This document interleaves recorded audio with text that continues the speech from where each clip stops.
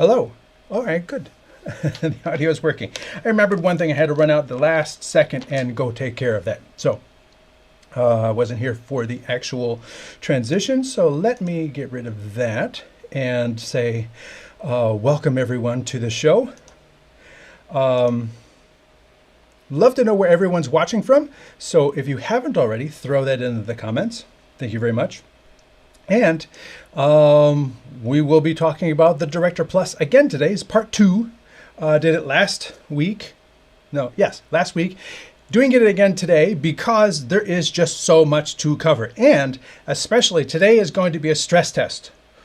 Let me count. 1, 2, 3, 4, 5, 6, 7, 8, 9, 10. I think I counted that. 11. I have 11 cameras, I think. Could be more than that. There's a lot of cameras. 12, 13. And it's a stress test for the Director Plus because it's plus. It's more powerful. It's more capable. It can do more things, right? Plus.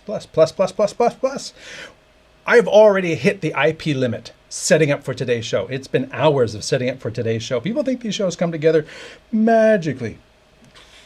But if you have questions, throw them into the comments. You are here. I am here. We're both here together. This is like a live consulting thing, although I reserve the right to not answer your question. If you do want to do consulting, I actually do have consulting available.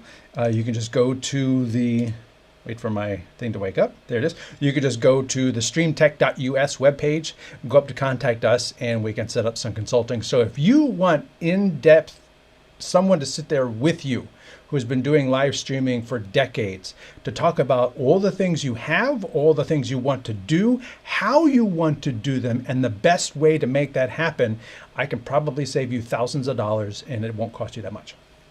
But it is $100 an hour. I'll just be upfront. It's $100 an hour for consulting. But that can save you thousands, so it's money well spent.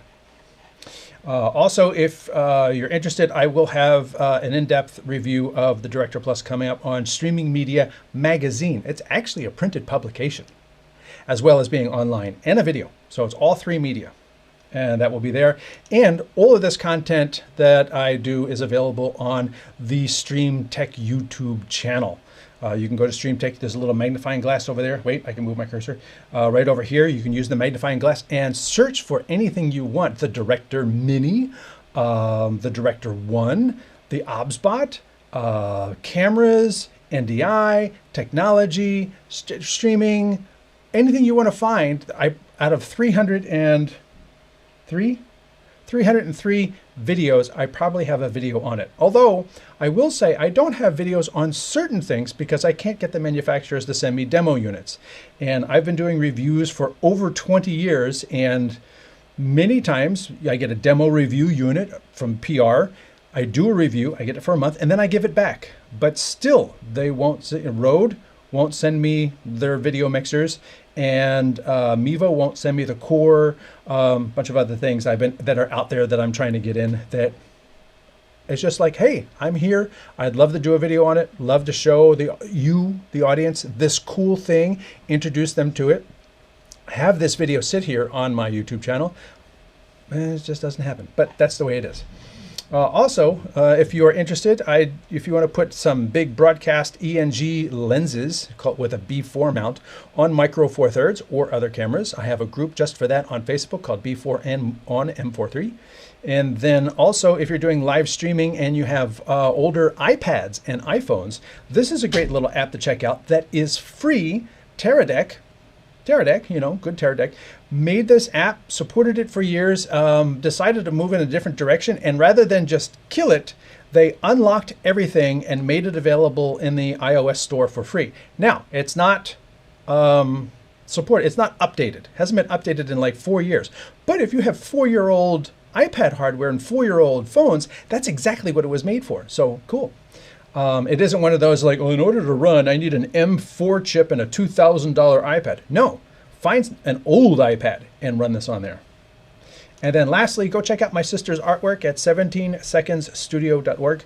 Lots of really cool, very innovative things all different kinds, 2 pieces, 3 pieces. They're all, not all, but many of them are inspired by the lyrics from different pieces of music. Alaska, so you can see the ravens there and everything. I can tell you right now, this one right here, the Rainbow Connection version 4, is actually not available. I have to put like a little sold banner because it's actually in my office. And we'll see that as part of today's show. So thank you all for being here. Let's go through, welcoming everyone to the show. We have installed videography from Corfu, Greece. Good to see you here. New name.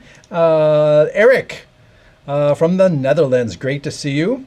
We have our Canadian contingent. Canada Day is here, so they're going to miss the stream. They're going to be celebrating Canada Day up there. Robert Munsing. Hello from steamy Maine. Summer is here. Yes, summer's been here in Texas. But now you guys are getting a taste of it, and a very warm taste, I hear, as well. Hello from Chicago, Illinois, land of scandal. Also probably pretty warm there as well. Kilobyte says, hello, good to see you. Good. South Africa is back in the house. Mythalici is here. Pete Masfoto points out it is an EDM party. I've been using the same theme which is provided for the creators by YouTube to use, and it was also available on Facebook. The company, I forget the name of the song, but they've made it available on both platforms. And then oddly enough, Facebook now offers Nimbus as the group, and now that song is not available through Facebook, and I keep getting flagged for that song, even though it is still available for creatives on other platforms. Go figure. So whatever. Wayne from Australia says hello. Part-2. Yes, Part-2. Watching from TKDS Media Studio. Good to see you, Kevin. And he's on Facebook. And if you are watching, I am streaming to 5 different platforms at the same time. I am streaming to LinkedIn. I am streaming to Facebook twice. I am streaming to YouTube, and I'm streaming to Twitch. Okay, that's 4, but Facebook twice. So I'm streaming to all of those platforms, and I'm doing that through a platform called Restream. And I have an affiliate, promotion with Restream. If you want to, no skin off your back, doesn't cost you anything else. Use my link, go check it out. You can set up a free plan. Check out what the studio looks like, what it can do, like sending one stream out to multiple destinations, handling and bringing in comments from all of those destinations to one column that I get to see in front of me, and handling all that for me, as well as this cool animated, QR code thing. It's done in Restream. And also they already offer the ability to stream landscape and vertical at the same time, which is a feature I will be looking to add in future streams. And I have actually done a stream on that. If you go back to the live shows, you can see how I did that in one video, and you can see the actual stream, horizontal and landscape streams on YouTube. The cool thing is, the account I have, I think it's the professional plan, says I'm limited to 5 streams. But if a platform supports both landscape and portrait, that still only counts as 1. So when I stream to both on YouTube, I'm not taking away one of my other streams. I get to do both to YouTube and maybe both to Facebook when Facebook supports both. And that counts still is included in my 5. So that's really cool. Good on Restream for doing that. And they've got a bunch of other things they just added as well that I need to do a follow-up on. Oh, widgets. They just added widgets, and that's it's going to be a big video. So check out Restream. If you do that via the QR code or via bit.ly/st/Restream, and you decide to sign up, I make 50 cents. Whatever. If you decide to sign up separately, whatever, have fun. All right. Let me go back to our chat. And, the second one. All right. Emmanuel Francis watching from Cape Verde, West Africa. Good to see you. Thank you very much. And again, if you are late to the show, feel free to throw in where you're watching into the live stream. And feel free to throw in any streaming questions, even if they're not Director Plus related. I will try to get to them. I might not. Today, we're not time pressed. I don't have to run out after the show.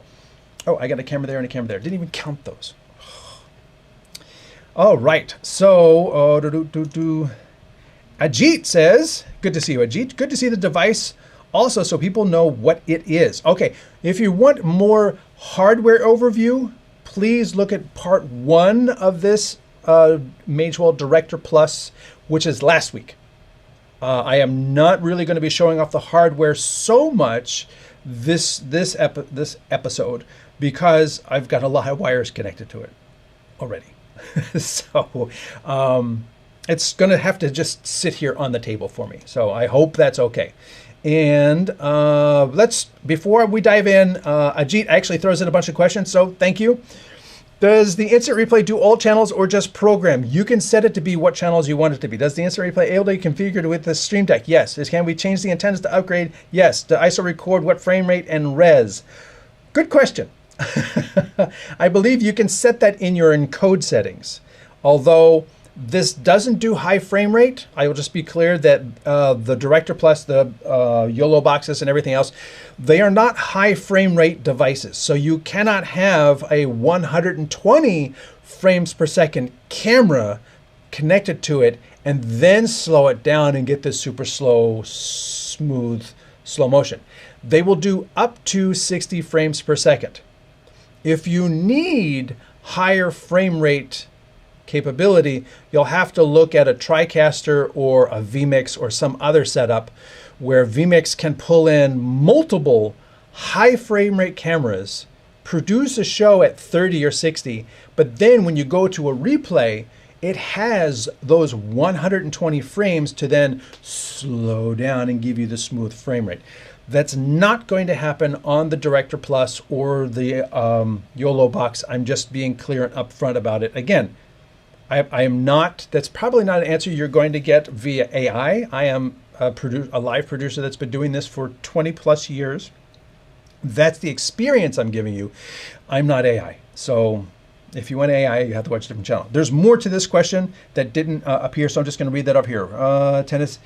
Yes, because there's the antennas are standard SMA, male and female, but be very careful with that. I mentioned that in the last show. Who handles the bonding and at what cost? Bonding is through Speedify.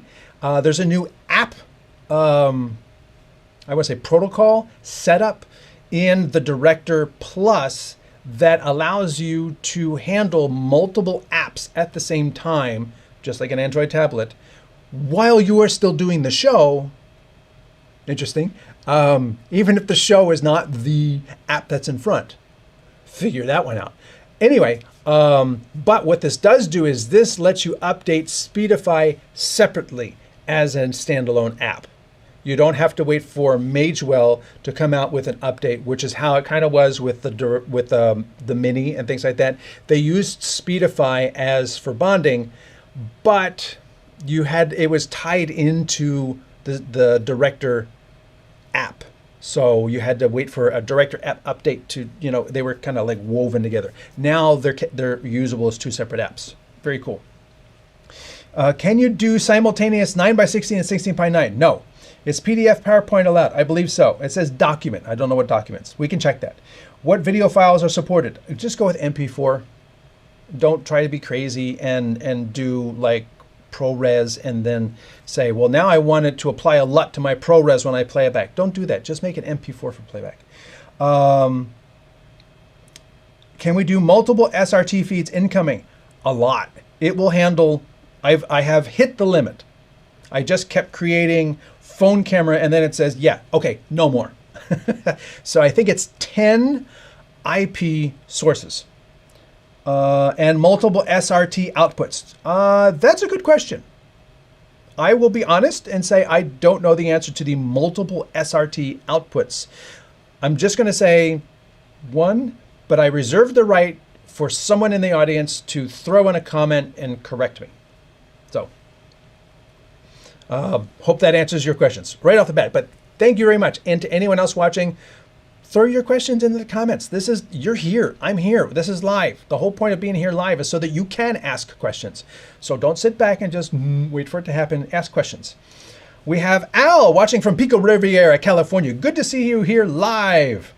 Final Cut now offers clean HDMI with Final Cut camera. Very cool to know as well. And one more. Osh watching from TKS meetings. Watching from TKDS Media Studios. All right, that handles all of the comments that have come in so far. Again, throw them in at any time. So thank you for being here. Let me go to my overhead.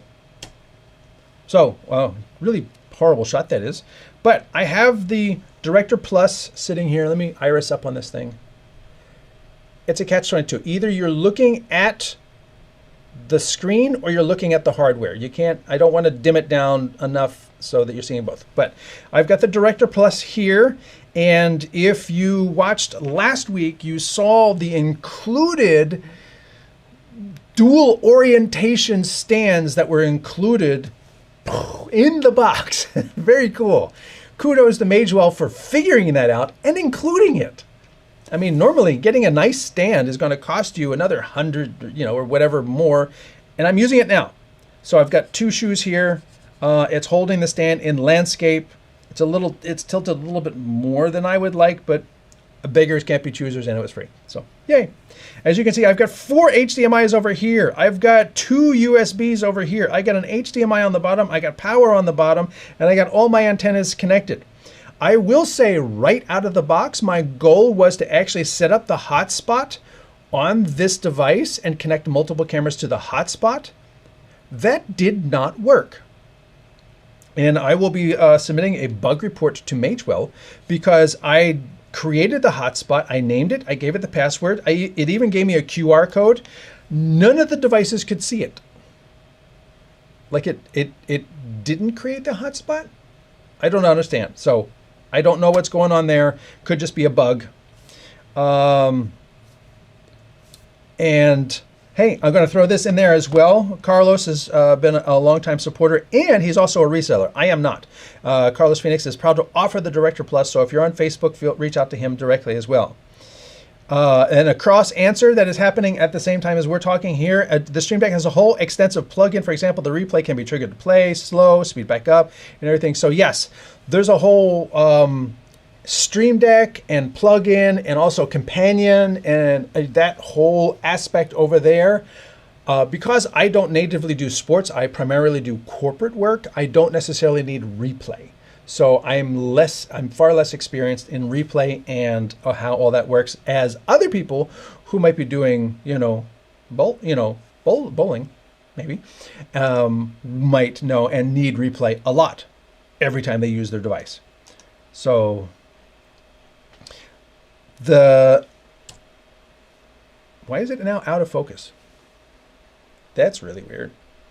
There we go. So I don't know what's going on with the Wi-Fi. Hope to have that figured out soon. Now, what I'm going to also show you is the screen. This is the screen. This is oddly the screen. Let me bring this down. These are all my inputs. Input 1 is 4K on HDMI 1. Input 2 is 4K on HDMI 2. Those are the 2 4K wired inputs. The second 2 HDMI inputs are not 4K.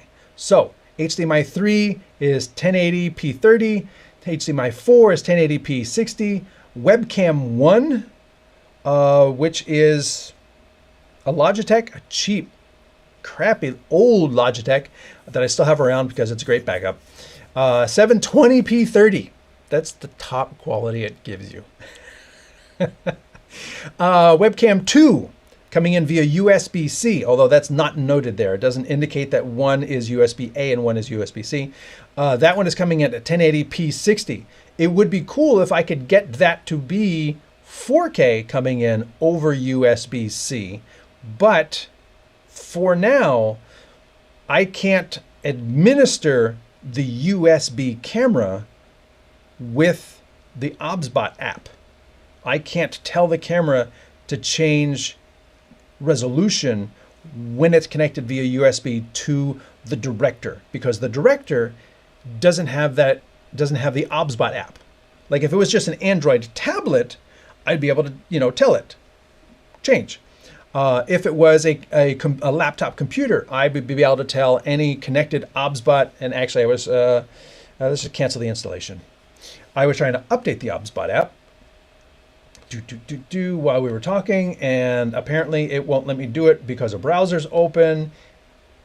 So it's not going to update. So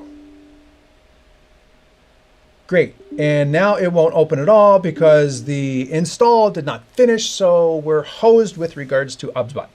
Great job. Anyway, so that one's stuck at 1080p 60. Now, my thought was, if you take this, go away. If I come in here and go to the applications, as you can see, I've got two applications going. I've got the Director application. I've got Chromium going, a browser.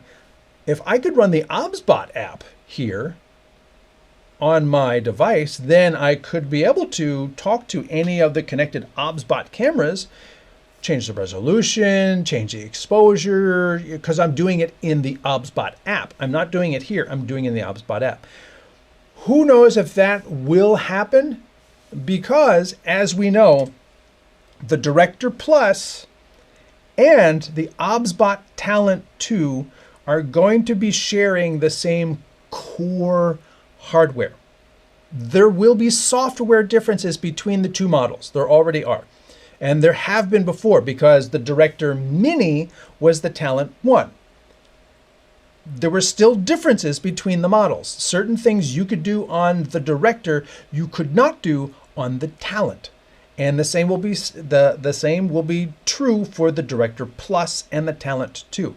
That can also mean that OBSBot decides that they're not going to, they're going to sit there and say, listen, we need exclusivity too, and we're going to build OBSBot capability, OBSBot camera capability into the Talent 2, but we're not going to release it for you to use over there.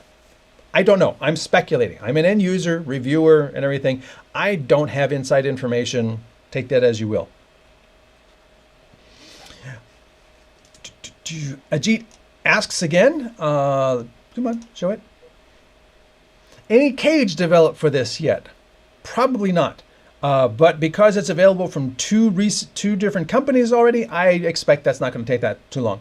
Has minimal mounting points. No, it has multiple mounting points. It has lots of mounting points. If you go back to my NAB recap, we talked about the fact that it's got a 1/4-20 on top. It's got a no 1/4-20 on the bottom, but it has these mounting holes on the sides too. Now, they could be used for the cage, or they could be used for anything else. There's lots of mounting holes on this thing. And it's also a little bit thicker than the Director, not the Plus. I thought this should be the Plus 1, the Director 1. They kind of look the same. They're very similar, 1/4-20, but instead over here on this side, there's two mounting holes on this one. Yeah, because the screen, the lens hood mounts on the back. So there's two mounting points over here, there's two mounting points over here, and I don't think there's any on the bottom.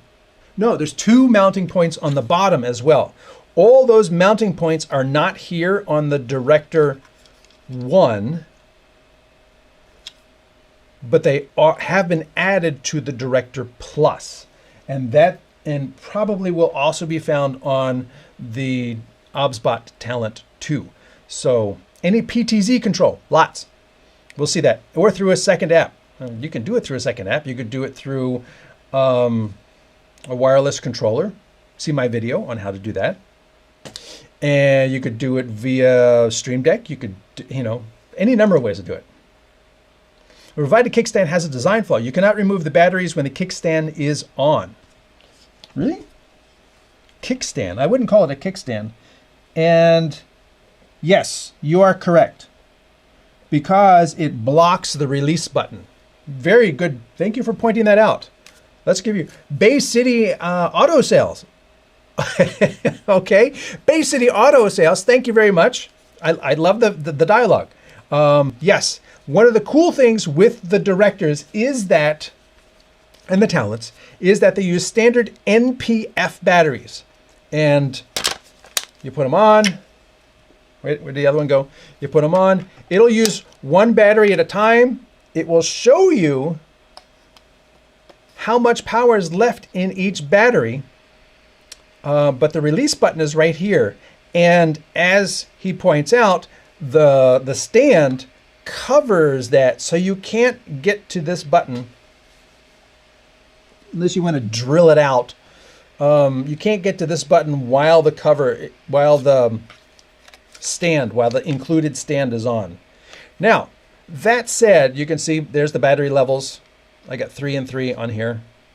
And this is on. I can actually take a battery off. I don't know which one is active at the moment. I can take a battery off. It's still running. I can change that battery. I can go over to this battery, take this battery off. Oh, I pushed the power button. Wait, that should not put it to, yeah, it's still on. It just puts it to sleep when you hit it.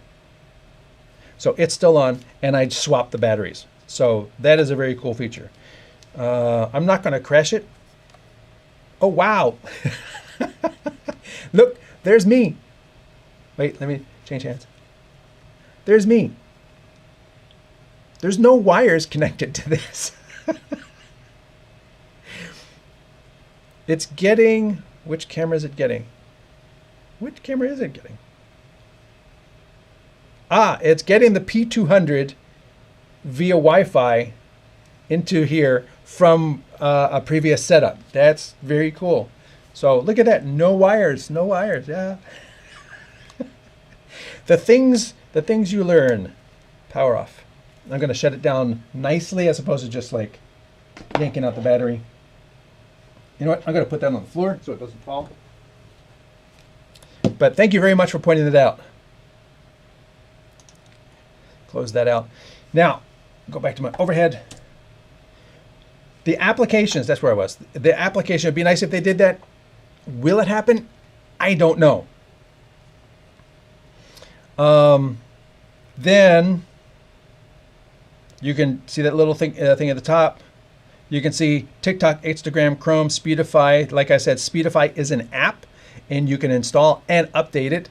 And could they add a camera app over here, like for bird dog cameras? You could do that. But the nice thing about bird dog cameras is that you can, via the Chromium app, access the bird dog camera, like I'm doing right there. So if I wanted to go into the Chromium app, now I'm actually administering probably my P200. So if I wanted to change the exposure, make it totally overexposed, I can do that. Let's go back to the show. Oh, that just gets rid of the thing. So now I'm back in the show, and if I go to my P200, you'll see it's completely overexposed because I just changed it in the Chromium app. And if I wanted to fix that, I'd come over here, go to my apps, go back in the Chromium, and then say, yeah, don't put the gain way up there. What was I down? I was down at like 1 something, whatever. And then go back into the show. Now you can see that camera, and it's still a little overexposed, but it's much better. That's one of the cool things that you can do when you've got the ability to jump between apps on the surface of this device. Now, this begs a question, and that was a great segue. This begs a question. How do you personally manage so many inputs on a 7-inch display? Is it still easy to see, or do you connect it directly to a 15-inch monitor? There's multiple ways to do this, and let's look at the display for a second. If I come down here and I go to the outputs, I can connect HDMI output to, wait, let me see if I can do that. 1, 2, 3, 4, 5. That would be 5. 1, 2, 3, 4, 5. It's the blue one. Where's the blue cable? Where is the blue cable? Blue cable, where did you go? Here it is. Okay, I'm going to connect another cable to the output of this while we're live. Don't do this at home. And now you can see HDMI output 2. I'm going to select that, and I'm going to say it's multi-view. Boom. Now, you can go in there and you can configure it later. I'm not going to do that right now. How do you do that? I go over there. Now you can see all my inputs. Now, I'm not controlling it here, but I can see them, and I can set this up to show different things. Then you could use a StreamTek. You can use a wireless Bluetooth keypad. You can use an app. You can use the web browser. You can control it over the internet.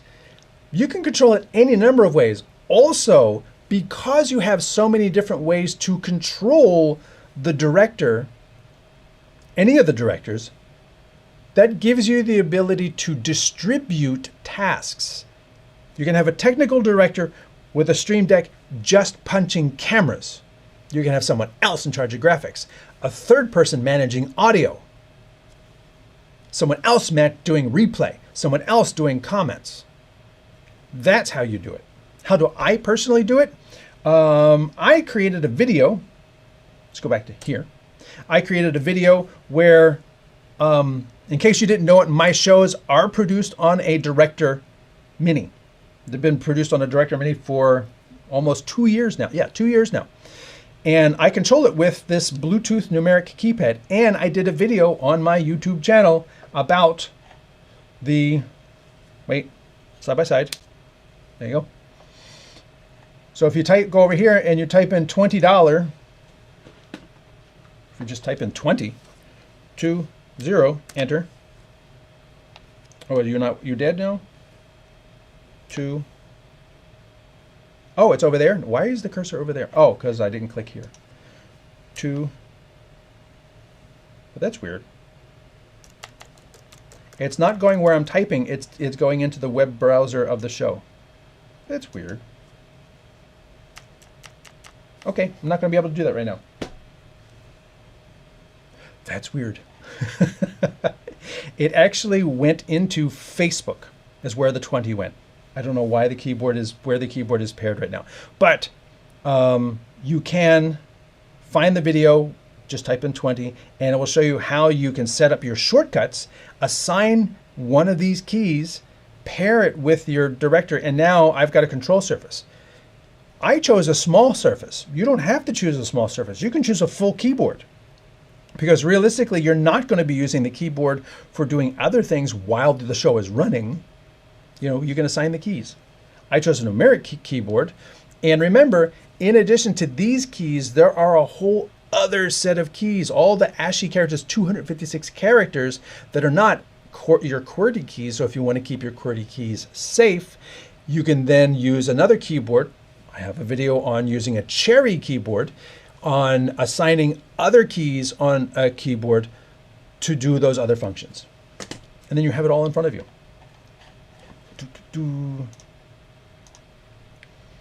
NDI Studio Monitor app can control your PTZ camera with 9 presets. Thanks, Anthony, for sharing that hack a couple weeks back. Use StreamTek and AppleScript. They are all mapped now. Can you control Uno layouts with the new app feature, or the apps it's only for authorized apps only? It's only for authorized apps, but Uno is a web page. So just use the Chromium browser that's built in, just like I did with the camera. Here's the 20 I typed in. A larger touchscreen monitor connects to USB-C, works good. Now, see, the thing is, it's a catch-22, because if you have, not that one, if you have this screen, connecting a larger screen to the director and putting this on a larger screen is still just this. Now you can, if you come in here and rearrange in size, you can make the icon smaller, and then that makes more use of the bigger screen. But you know, it's not like you get a completely different user interface just by using an external monitor. You do get a different user interface if you are using the web browser. Now let me make that larger again, okay? So all of your inputs done. All of my inputs are down here. As you can see, I have quite a few. Let's go back to this. So I have NDI from my S4 Omen 1. It's actually a screen scrape from my Omen. I have D plus camera 3, D plus camera 1, D plus camera 4. Those are using the camera app right here. I have my P100, which I unplugged. I'm going to plug that back in. That was getting hot. I have the Tail Air. I have my old Samsung using the NDI app over there. That's this one right here. D plus camera 2. P200, there's the Cam HX. D plus camera 5, I haven't actually connected anything to camera 5 yet, but it's there waiting to be connected. And then I've got my 2 outputs now. It shows you how they are connected. And then this one should actually come right back up because the camera just recentered itself. It should represent and then reconnect. So we'll see if that happens. But those are all my camera inputs. 1, 2, 3, 4, 5, 6, 7, 8, 9, 10, 11, 12. There it is. 11, 12. Yay! Happened while we're watching. 13, 14, 15. And that would be 16. Did I not say 16 in the show? I did. And I can kind of get there, but we'll find something else. So that is a lot of inputs. Now, in reality, I actually have more things lined up down here because those HDMI 3 seems to be a little funky. That's coming out of my sub switch. If I unplug it and plug it back in, it is happy for a little while. I don't know if that's a thing on the director or if that's because it's coming out of my sub switch, which is a Blackmagic ATEM Extreme going through a splitter. So I'm sending that sub switch to 2 different places. So this box you see over here in the main show, this is actually coming out of, or what is in this box is actually coming out of the ATEM. So I can switch between my overhead camera and the ATEM and the actual multi-view. So the way I can do that is because I've got a hardware switcher dedicated to just what's in this box, and I don't have to create 15 different versions of this layout for all the possible things over there. Simplifies it for me. That's how I like to work. All right, but you can see I've got a picture, HDMI 1, HDMI 2, HDMI 3, HDMI 4. There's my P100 camera, which is right there. P100 should be zoomed out. So here, question about the PTZ. So you can see that's zoomed in. Oh, it just froze. It seems to be overheating, and I don't know why. So we go to the Samsung. There's my Samsung. Hello, Samsung. We can go to that webcam, that 720p webcam, and there's my sister's artwork up on my wall. So you can't buy that. Webcam 2. This is the Tail 2, where I can say, track me. Track me. Wait for it. There we go. And now, if I walk over here, it's going to track me. And if I walk over here, it's going to track me. And if I keep going, it'll keep tracking me. And then if I come over here and then center back up and then say, unlock me. Unlock me. Wait for it to blink. And now if I move, it's not going to track me. So that is the OBSBot Tail series. That's tiny. That's actually the Tiny 2. Following us. This is one of the cameras pointing at some figurines I have. That is one of the phone cameras coming through the Director app. This is, what is that? That is also one of the phone cameras using the Director app. And when I say phone cameras, I'm using the Director app. And the Director app allows you to either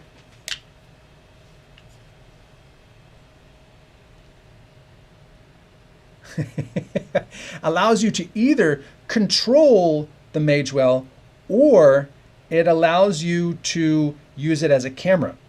Now on the Director Mini and the Director 1, I would have called that the Plus. That's why I keep getting stuck.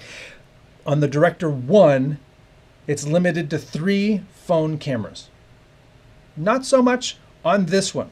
I've got 5 connected, and this is it. This is my camera. Now if I move it around a whole lot, it's got to get a little, because I said it is a low data rate, but you have the ability to control how that looks. Let me juggle a little bit here. Put this back down. And I actually had it set up so that you can see my setup here. I've got the Director Plus right here. I got the Director Mini that I'm doing the show with right here. Up here is Restream, so I can see all of your comments over here on the right. I can see the show right here. This is where the websites and things like that I'm showing you, that's coming from over here. So I've got all this going on. And then I've got these tablets. So let's keep going with those inputs. Continue down from here. This one is a tablet also running the Director camera app. And then this one is another phone running the Director camera app that you can see when I go to the overhead. This is the camera app. So when I hold this up, you can see that's literally all it is. And I have the video out so that I can give you that view. Those are the 4 camera apps. I actually ran out of devices. I mean, I could use my regular phone, but I don't want to do that. I would love for Magewell.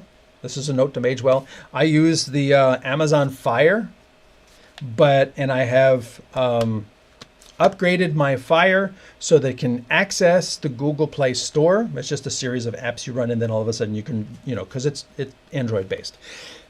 And the Director app doesn't appear in the Google Play Store because it has to be approved for various devices, and the Google Fire is not on the list of approved devices. So please approve it so I can put the control on here. It'd be nice to have it on a nice 7-inch display, and these are very easy to carry around, and they're very affordable. So that's my note to them. I have all of these cameras running, and then I also have, as you saw right here, this is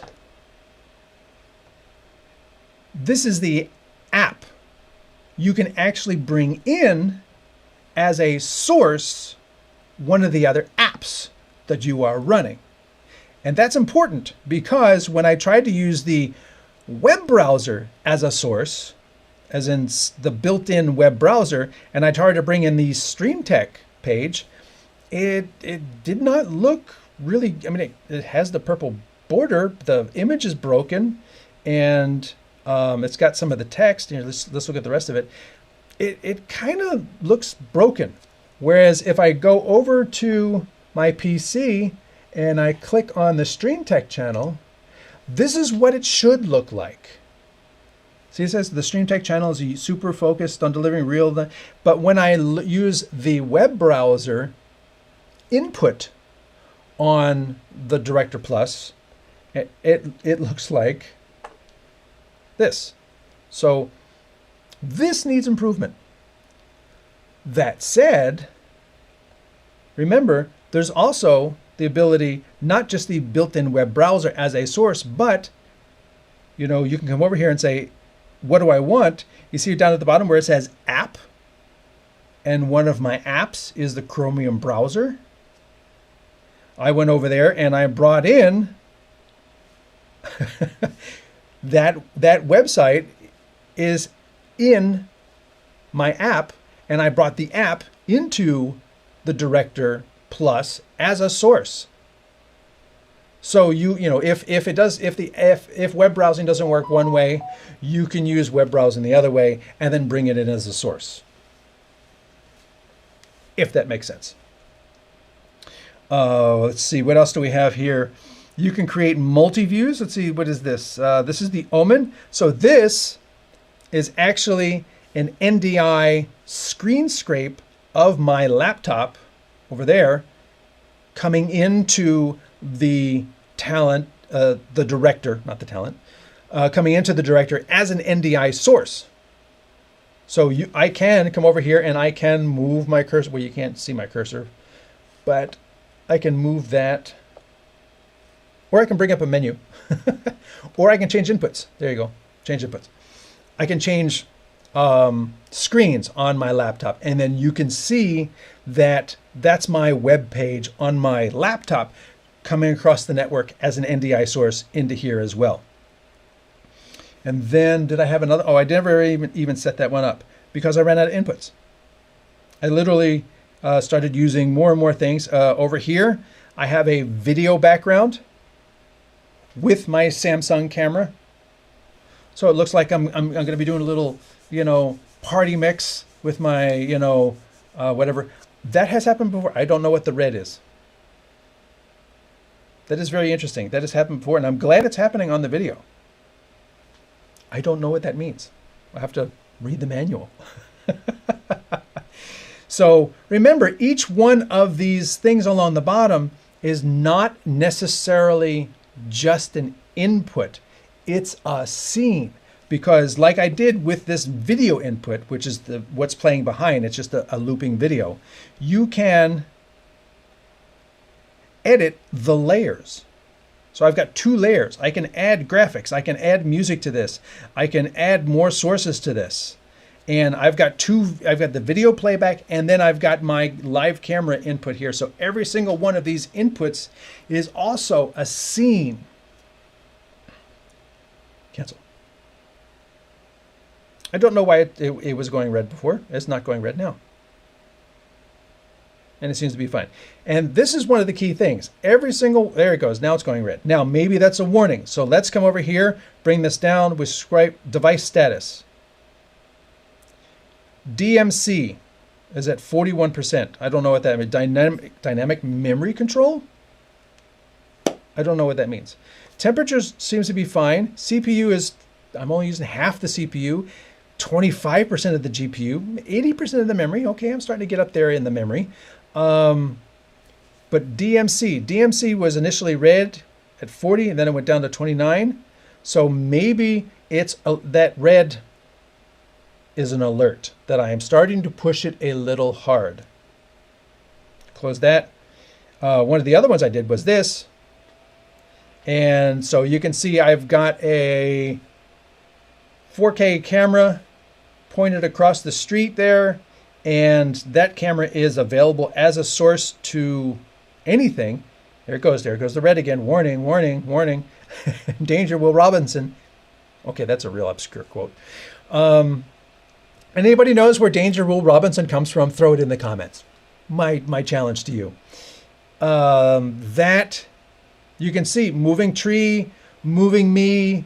All of this is moving. Water background. Okay, the water background didn't play. Interestingly, oh, it's got a little play icon. There we go. Now it's playing.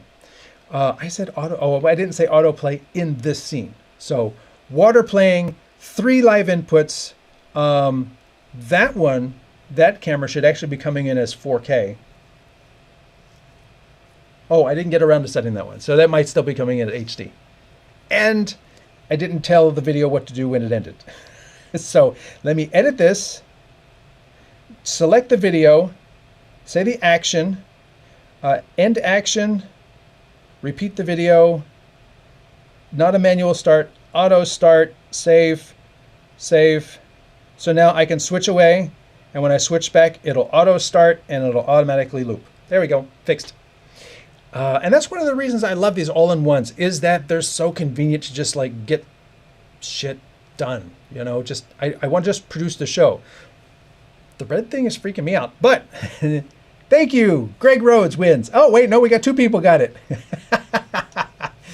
All right, Bulls promo, Lost in Space, and Greg Rhodes jumps in, Lost in Space. Thank you very much for 2 people who are paying attention. J Film says, I think the CPU is 100%. That's why the red light is coming on. One of the key things that you don't have with this, that you do have on the YOLO box, is on the YOLO box Extreme, and hopefully on the Ultra with the new updates, they give you a CPU, GPU, and memory indicator along the top bar up here where I've got the audio meter. So if I just cut to this, that should resolve it because it's just one input. There we go. So now you can see, well, that's actually not a great idea here. Now you can see the audio indicator over here, and you can see there's, I've got a SIM card, not a SIM card, I've got a memory card in here. Yes, I did fix that. That's where the video is playing from. I'm plugged in, I've got Ethernet up here. So those are my connections, and if I had batteries in the back, it would show those. If I was running off the battery, it would show me battery status indicator on here as well. I would love to see more heads-up display up here. I would love to see, as the YOLO box users have really asked for, and really benefited from, so much so that YOLO actually brought a CPU heads up, a CPU indicator to their 5-6-year-old Pro. Now tells you how much of the CPU you're using. So I think having that information up here and not 2 screens away is way more useful than having to leave the show, go over here, click on the device status, and then get to this. And now, well, once you get to this screen, then the demand of what it's doing goes down and then the numbers change. So this is not reflective of what you were doing a minute ago, and it's technically wrong. So, and this one camera is having an issue. That is an old iPhone 10. It's been a while.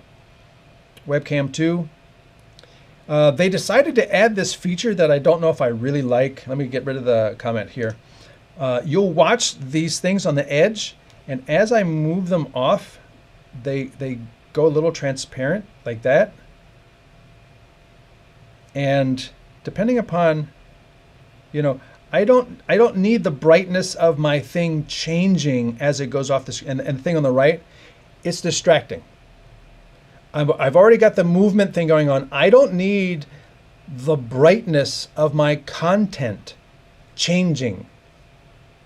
Don't do that. So another recommendation for Magewell, if they're watching this, don't do that. Please don't do that, because that makes me think there's something wrong with the camera. As you can see, there is something wrong with this camera. Webcam 2. That's actually not the webcam. It's actually my cell phone camera. There is something wrong with that connection. This is webcam 2. This is webcam 1. So there is something wrong with this connection. Okay, that's what it's showing me. So that's accurate. These things getting darker and brighter as they come on the edges of the screen, don't do that. That's just distracting. So a note for Magewell on that. But you can see I've got all of these, and yeah, I guess I'm just gonna have to reflash the P100. It has this issue now where it overheats and just freezes. Unplugging it usually lets it cool off, and then it's fine. There's my well, that's interesting.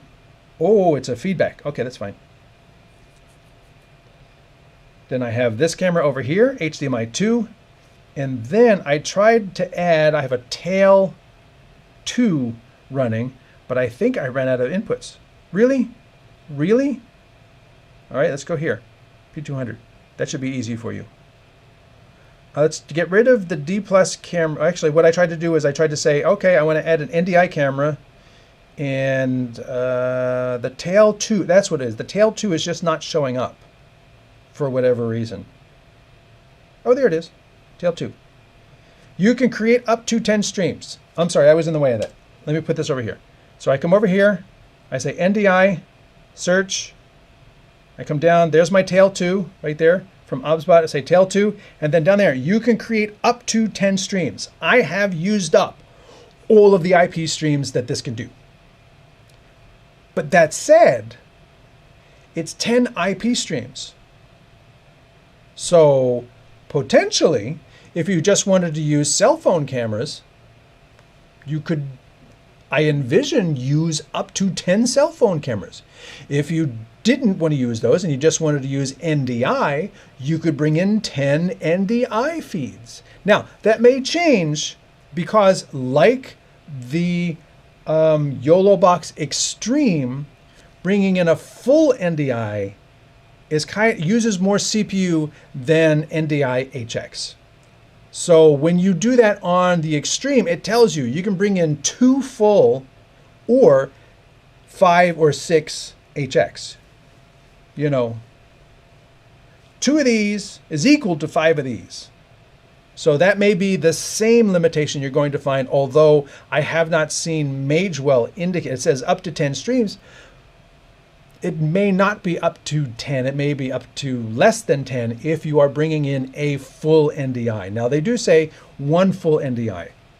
What that also gives you is full NDI can also bring in an alpha channel, which is very cool. So if I take this and I delete the Director Plus camera number 5 from my line here, and I come back over, then technically I should be able to come down here and add my tail 2. There it is. Save. All right, now I've got my tail 2. I have to scroll all the way to the end. There's my tail 2. And as you can see, the little PTZ indicator comes up again. I've got my PTZ. I can zoom out. I can store that as number 1. I can zoom in. I can store that as number 2. Then I can go back to 1. I can go back to 2. I can turn on human tracking. You see the little indicator at the bottom. And then I can also go into the gear. Tracking speed is lazy. Follow only me. Tracking for just a single person or a group. AI human tracking at the bottom is not the great background to have it on. AI human tracking is off or on. And then we can exit the gear and then close that window. So again, you do have advanced capabilities. Let's see if I can go here and stop at the red thing. You do have advanced capabilities with OBSBot cameras to control the tracking. So there is some OBSBot features available in the Director already and have been available.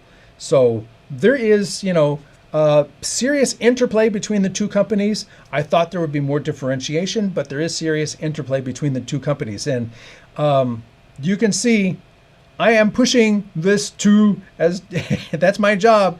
My job here is to see if I can crash the machine. I hope to have you see me crash it. Maybe. Is OBSBot talent in, this question comes up, is the OBSBot talent in 4K? The OBSBot talent 1 is not. It shares hardware with the Magewell Director Mini. Those are the same hardware, core hardware. They are HD based, HD units. The Talent 2 is based on this new hardware, which is the Director Plus. The Director Plus is 4K. Acquires in 4K, switches in 4K, can record in 4K, and stream in 4K. 4K production. That is a key differentiator because there are switchers out there that will, like Osee just introduced their new Omni 12. Their Omni 12 has a 4K input, but it is an HD switcher.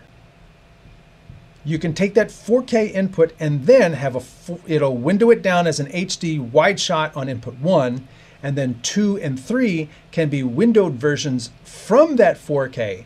But from that point on, all your switching, all your graphics, all your playback, everything else is HD. It's an HD switcher.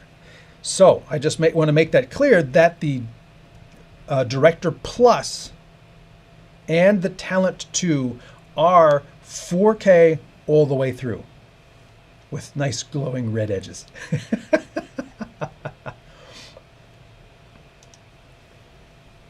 I see that Director Plus is still running smoothly. Well, it is. It's giving me a warning.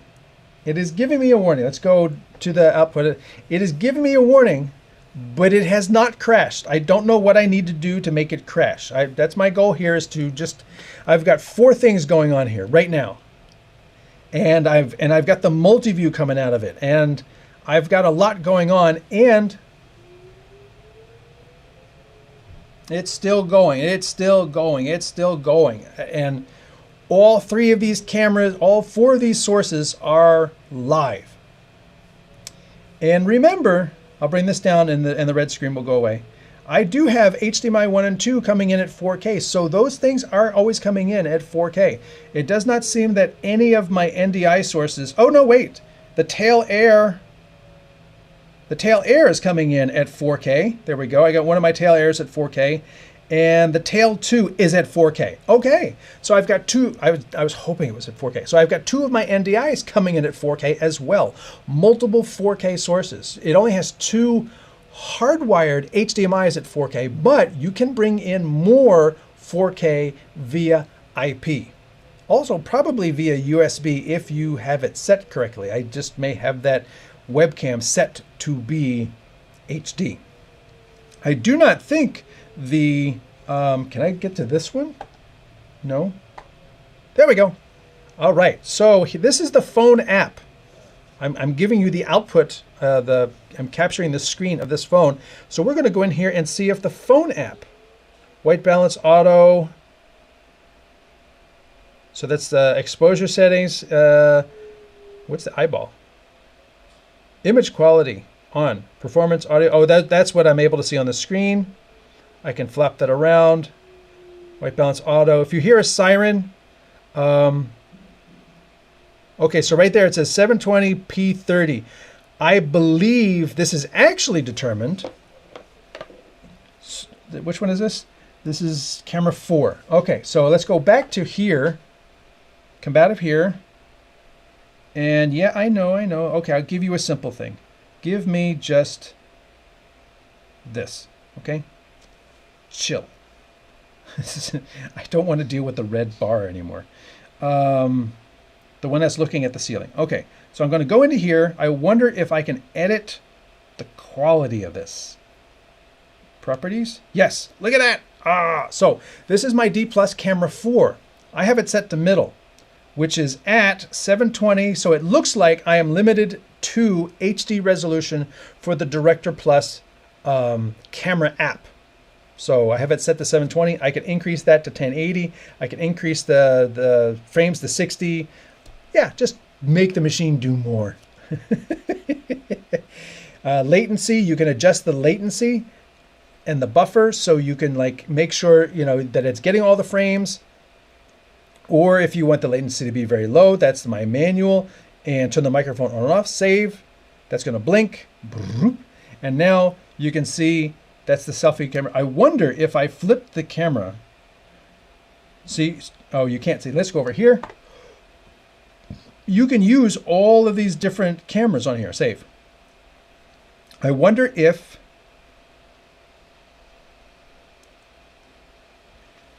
look at this. I've got my, oh, let's come over here. I am on the Director Plus now. You can tell by the flashing red border that I've got various camera settings. I can zoom in, I can zoom out, I can tell the camera to record, I can turn on image stabilization. The one thing you can't do is you can't change lenses or cameras. You can't change cameras. And that I think would be a really great feature to add to this aspect right here. Because on the phone itself, I can flip between front facing and back facing. So I can kind of put this in the middle of things and flip back and forth. But more importantly, if I'm using the back camera, I've got, yeah, okay, forget the white balance, okay? I have, that camera, I have the telephoto camera. So being able to like change the view, you're not zooming, you're physically changing which camera sensor you're changing. So you're not taking a given camera and trying to zoom on a lens that actually doesn't zoom. You're saying, go get that, go to the camera that has 3x optical closer zoom, or go to the ultra wide angle. Boom. So now you can see this is my setup. I got my little controller over here for switching different views. These are where all the views come in. The laptop overhead, the two outputs coming from the director, the phone output that you're looking at right now is right there. The PC, when I show you the PC. So I've got 8 inputs coming into this switch. Actually, I don't think this one's used, but I generally have 8 inputs coming into this. And that makes it easy to switch what's in the right box because I can just say, go to overhead. Go back to the phone. And that just happens here. Or I can switch between side by side or me over top, side by side. And that's how I switch my show. A little behind the scenes. But yes, it is very amazing that the Director Plus, this one, the Director Plus is still going. Still going. Even though it, oh, and let me flip camera so it's looking up again.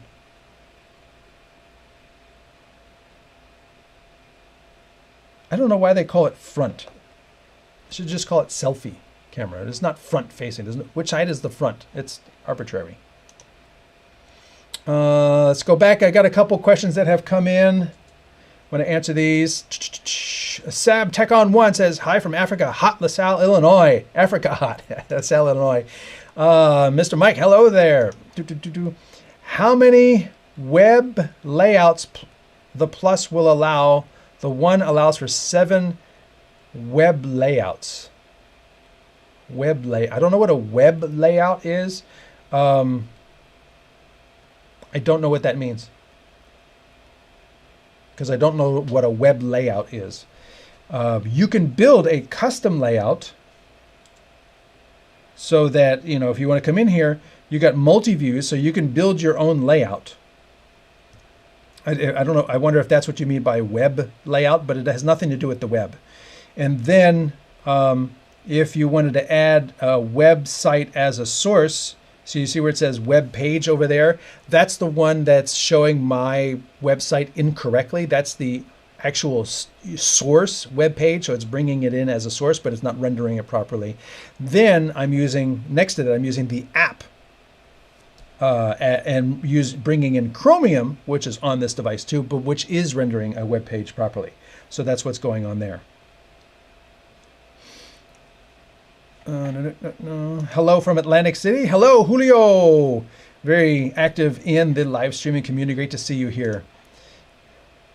Can a touchscreen monitor work over one connection? I believe the answer is no, and that is a continuation from the Director 1, that they separated it. Now that it has a discrete HDMI out, that is where the video goes, not over the USB-C, but the touch still goes over USB-C. I believe that's the same. I don't know if they have made it, given the user the ability to reconnect them. Bowles Promo TV says, I discovered when adding a picture logo allows you to keep adding pictures to make your slideshow with several settings, which is cool. And as a scene, it can scale that over your normal camera feed. Yes, that is a great way to do it in the device. I will say that, again, one of the key differences that I lament as an end user is that every one of the other all-in-one devices uses an SD card.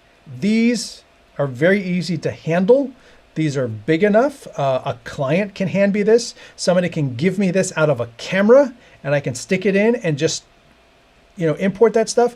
Cool thing with this is it has a media manager, so I can say, give me that. Oh, you got some photos from the luncheon you want to put into the pre-show for the second half of the thing.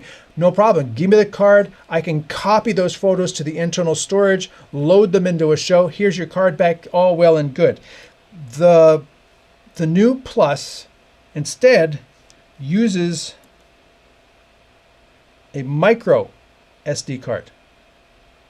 And I'm not a fan of the micro cards or the slot, because these are harder to deal with, easier to lose, harder to get in and out of the machine, because I often find I have to use a pen or something else to push the tiny thing in far enough to get it to click. My finger can't get it in there. I don't have long fingernails. If you do, yay for you. I don't. Not everybody does. And it's an issue for me that, hey, wait, I can show it to you. That back facing, over here, there's this teeny little slot. Come on, focus. Not going to focus? Fine. There's that teeny little slot right there that I put the card in, but I had to make a special effort to copy the media over to the... Oh, you're not seeing it. Sorry. Why are you not seeing it? Oh, because I didn't switch to it. Right over here, there's this teeny little slot. I got to move it higher. Right here, where the micro SD card goes, and that is, for me, a hassle. It's hard. I mean, it does stick out. Thank goodness they didn't make it super recessed like Mevo and stuff like that. I could possibly get it out.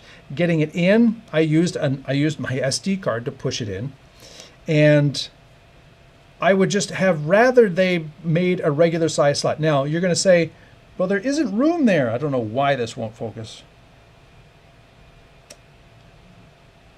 Can I go to that? Now will you focus? Nope, still not focusing up. It's too close. So that right there is the micro SD. Oh, it is focused, okay. And that is just too small. Now, you could say, well, there's not enough room for a full-size slot there. Very true. You are very correct that there's no slot there. I probably wouldn't put it along the top. There's definitely no room on this side. Definitely no room on this side. But if we look at the bottom of this, I'm seeing a big gaping spot where it could have gone between output 2 and USB out. That's just my opinion. Full-size slot right there. And I would have appreciated that. But that didn't happen. So, and they're not going to change it now.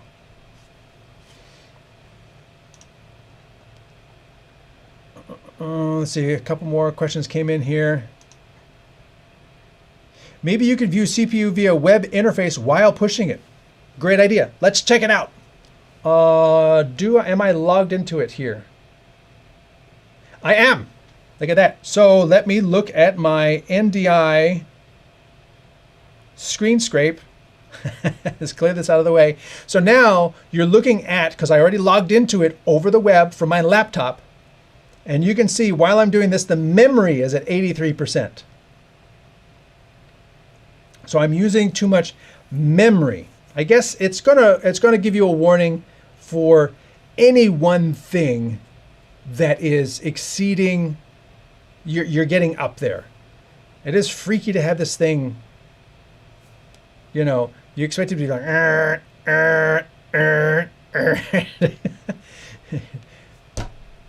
you know, ray shields. That's what it kind of looks like with the pulsing red. But that is a great idea. Thank you very much, Puck Stopperable. Thank you very much for that. Yes, via the web interface. Now remember, for the directors, you can control them via the touchscreen interface. You can control them via an external touchscreen connected to the USB-C. You can control them via a Bluetooth control, like I do. You can control them via, what was the next thing I was going to do? Oh, StreamTek. So via the local area network, you can control them. You can control them via web browser on the local area network. And that's 5 different ways you can control the director. And unique to the director is you can also control the device over the control hub. Or I could just do this. You can control it over the control hub, which means when you sign up for a control hub account, then, which is a subscription, it is a subscription to them. You can get a trial version for 14 days. You can then register your device with the control hub. When the device is turned on and connected to the internet, it'll pop up here, and then you get the same control as you get locally through the control hub. So you could have people running the audio, running the graphics, doing replay, all the different things, who aren't even at the event with you. That's really cool. So your production truck or your production table can have one person, but that one person isn't freaking out trying to control 17 different things because they have a team of people logging in from various places who didn't have to travel, who don't need to pay for hotel rooms and meals and all this stuff. They just walk in during the event, sit down. Okay, I'm here, I'm running the audio. Okay, I'm here, I'm running the replays. Okay, I'm here, I'm running the graphics. You know, somebody comes up on stage, look, their lower third comes up, and look, their lower third goes away. Now, again, all that stuff is still going to have to be created and everything in the device. You're not giving it web graphics. You could have somebody doing web graphics. There you go. Use Uno web graphics or some other cloud web graphics source, and that way if something has to be changed, typo or something like that, they can actually do the typo change remotely. Whereas here on the Magewell, if the graphic is created in the Magewell, then changing it means you have to do it in the Magewell device. Like if I bring up my little title, like that, and if I had that spelled wrong, I'd have to change it in the Magewell that's right in front of me, which means bringing up that screen. I don't know if you can go in and fix graphics remotely that are in the device. I've never tried it.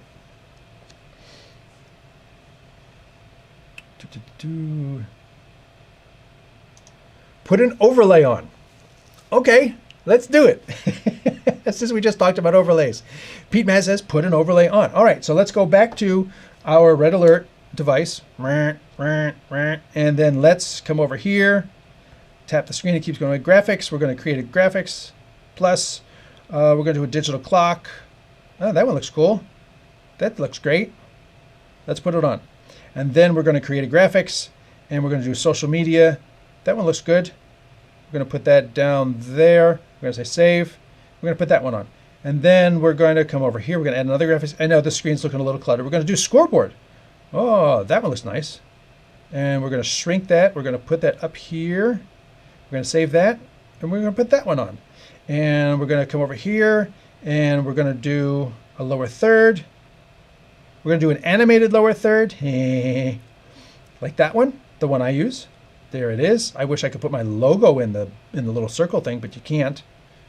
See, it only gives you Title 1 and Title 2. Hey, Magewell, let me put my logo in there, please. Save. And I'm going to put that over here. Zoop, there it is. So now, if we go back to our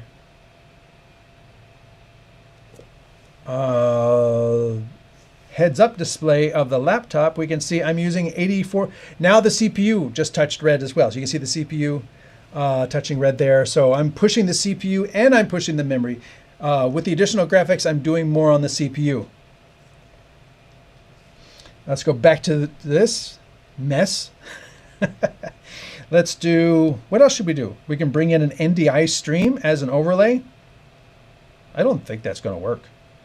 I really don't think that's going to work. Let's bring that in. No, NDI sources have already been used up. Okay, so it's a total. You don't get an extra set over here in graphics. Thought you could outsmart me, did you? Let's do a stopwatch. Let's do that one. Let's shrink that and put that over here. Save. Let's bring that on the screen. How do I start it? Let's edit it. No. Let's cancel. I think it's control. Let's go to control it. Start.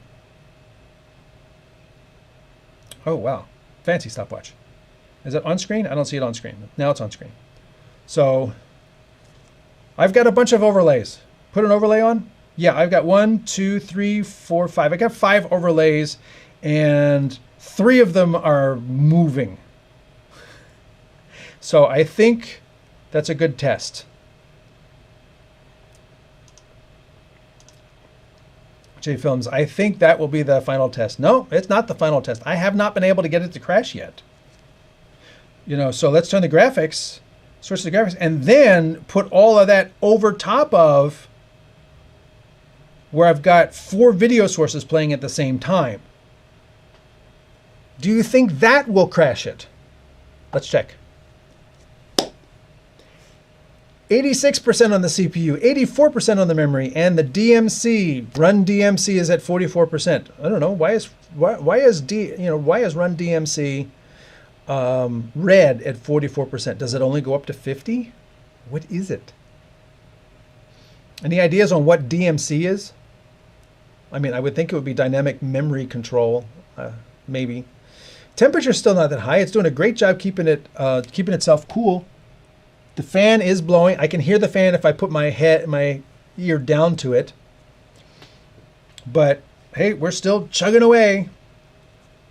That's pretty cool. Would you say the CPU hardware on the Director Plus is more powerful, has the same CPU as the YOLO Box Extreme? I don't know. I actually don't know. Because I have no clue as to what the CPU chips are, what the GPU capabilities are. All I know is that I am pushing it hard at 88 and 84% and 44%, and it is still running. It is still. Let me get rid of the one overlay on this. Go back here, I'm going to go to my graphics. I'm going to get rid of the one overlay in the middle, just so we can see the fact that I'm still getting full motion from all of my sources. The tree is blowing. You can't really see it. You know, if there was a big, nice breeze, yes, it's not really blowing at all. The water's moving. The cameras are not dropping frames. And that's one of the things that I like about the Magewell coming from a broadcast end. You know, there's a reason I'm only allowed to put 3 video sources over top of a video. I can't add more. They won't let me, because they don't want to compromise the deliverable and have you have drop frames. Now, this red thing is a little scary. You would think at a certain point it would say, no, you can't add more. There's not enough CPU to add more graphics or something like that. It hasn't happened yet. I mean, I'm still technically, I'm not exceeding anything, but I am up there against the edge. That's for sure. I cannot speak to whether one is more powerful than the other, but I can say that the YOLObox Extreme,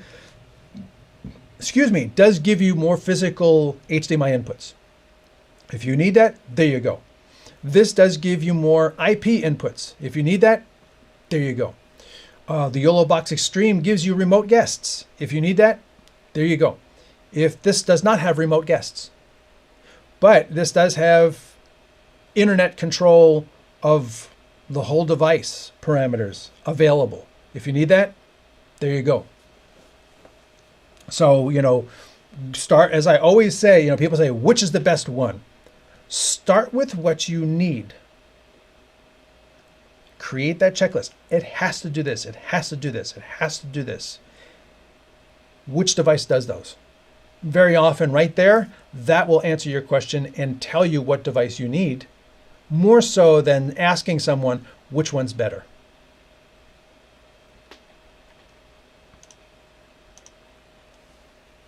The phone camera app is good. It is good. Again, I would still love to be able to switch cameras through the director itself and tell the phone to switch between this and that and the other lens camera on the device, switch back and forth and things like that. Zooming is good. Being able to, the white balance and things like that, awesome. Thank you very much for all of that. Is there a phone camera connected via wireless or cable? All of the phone cameras are wireless. And I think that's probably why the one's being a little freaky over there. All the phone cameras are wireless, and my NDI Samsung is wireless. Yeah, I got, you know, these are all, this is plugged into an HDMI cable so that I could show it to you.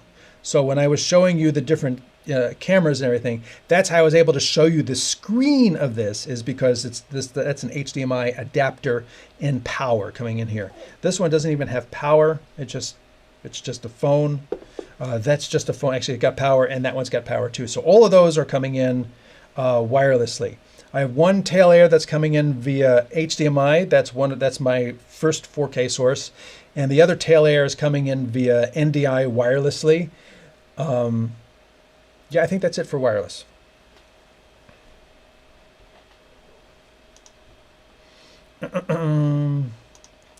Maybe by streaming to YouTube, try streaming to YouTube and see if it crashes in, or if it'll even allow you to. I'm not logged in. Thank you for the suggestion, though. Thank you very much for the suggestion.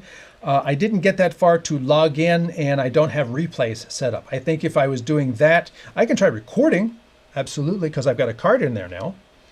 Let us do that. Let's come over here, bring it up, take this out of the way. All right, so I bring this screen up, and I am going to let's go into my recording settings first. Settings, recording, record the program, record to, let's bring, look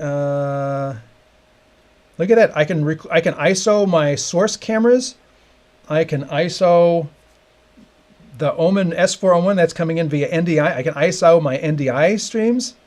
My tail 2, I can ISO the tail 2. Let's do that. MP4, SD card first. Yep, confirm. There we go, recording the tail 2. Turn that on. Record 3. Source. Let's do 6 megabits. Let's do a high bitrate encode, MP4 encode to... Oh, okay, I'd have to go and change the encode settings there, so let's not do that. Let's change it to my P200. Confirm, turn that on. My record 4. Yes, I'm going to activate 4 records, not 2, 4. Let's give it a source. I don't even know which one is which anymore. Which one is this? This is director 3. So D3, confirm, turn it on. Okay, those are all set up. Now I go back to my main screen and I hit the record button. Boom. I am now recording 4 things. Come back over here to my laptop. CPU has jumped to 90% for a moment there until I switched away. Memory is at 85%. DMC is still at 40%. Yeah, CPU is back up at 94%. I'm pushing it pretty hard. Yeah, I'm pushing it pretty hard. Hasn't crashed yet. Hasn't crashed yet. Come on, guy. Come on, audience. What else can I do? Wonder if a USB-C to full-size SD dongle reader works. I'm not going to unplug things right now, so I don't know. SD. It would probably work because I do know there is a USB-C on the bottom. Oh, wait, actually, we can kind of test that while we're going. I have a USB-C dongle right here. Does it have a media reader? It does not. I have to get a different one. Let's test it.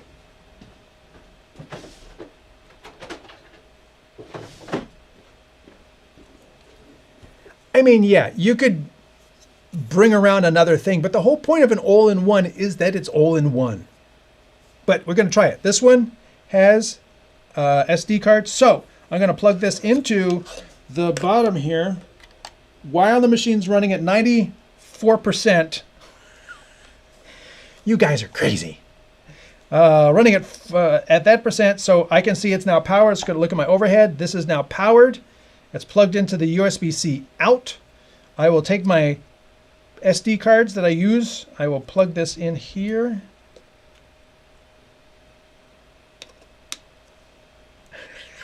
I don't know. Go into the menu. Media file.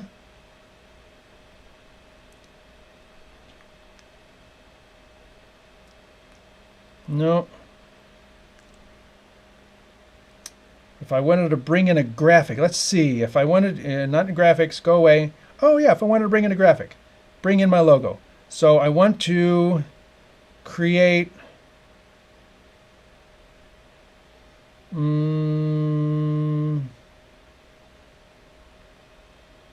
just want to bring in, create a new graphic. Yeah, I want to bring in a picture. That's interesting. Because if you go to title, you got titles. I want to bring in my graphic as an overlay. Picture. Wow, it's right there in front of me. SD card. Ding, you win. Puck stopperable. 2 for 2 today. 2 for 2 today. So if you come down here, you will see a folder called My Media. This is on all of the cards I use in the show and is filled with vids, stuff for StreamTek. So I can come down here. I can bring in my banner cropped right there. Downloading. There it is. I can size it down. I can put that down here. Save. It's still going. The damn thing is uncrashable. I mean, come on. 93.4, 92. Unbelievable. So it's still going. But yes, SD card through a reader. Thank you. Awesome. Memory cards are getting more expensive this year. Yeah, they will be. That's for sure. Can you FTP files to the Director Plus? I don't know. I know I can pull files off of it because if you go to the web, you can go to the media tab And then see, you can upload. So yes, you can push things to it via the browser, and I will assume said capability would also be available through the control hub. I don't know for sure because I'm not hooked up that way to actually demonstrate it. But as you can see right here, through the web, I can push media onto the device. And you see what happened there? As a picture, it actually grabbed that from my SD card, because you're not seeing the SD card here, you're seeing the device. It grabbed that logo and put it into the pictures folder. So it did that automatically. That was that loading that we saw really fast. So there you go with that. See, interactive shows. That's why, yeah, I can't do that because I'm not set up, and that'd be a long rather. Bring in a weather radar web page. Give me a URL. I'll do it. Make recorder streaming and probable crashes. Nope, I'm recording 4 things. 4 things I'm recording. And it says that the time left is 42. Hey, you know what? I'm going to take a picture of this. This is funny. At the top of the screen, you see the time left? Well, you can't see the time left if the alarm is going.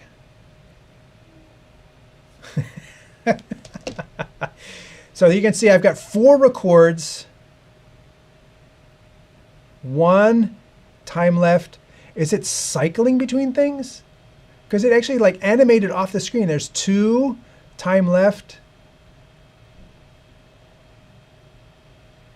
3.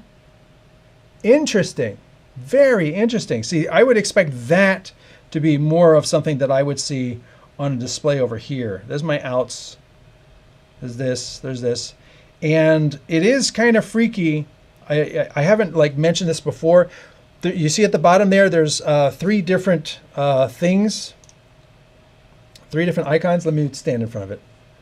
Down here, there's 3 buttons. So there's 3 different screens you can cycle between, sort of like on Android and iOS now, you can move different control panels side to side. So if I move this to the left, I go to the middle one, which shows me all of my inputs that are connected. And that's a lot of them. Just banging away here. And then my USB out is not disconnected. It's actually connected to the SD card. So that's wrong. And then you come over here to the external screen. But this display is different. You see how it's taller here?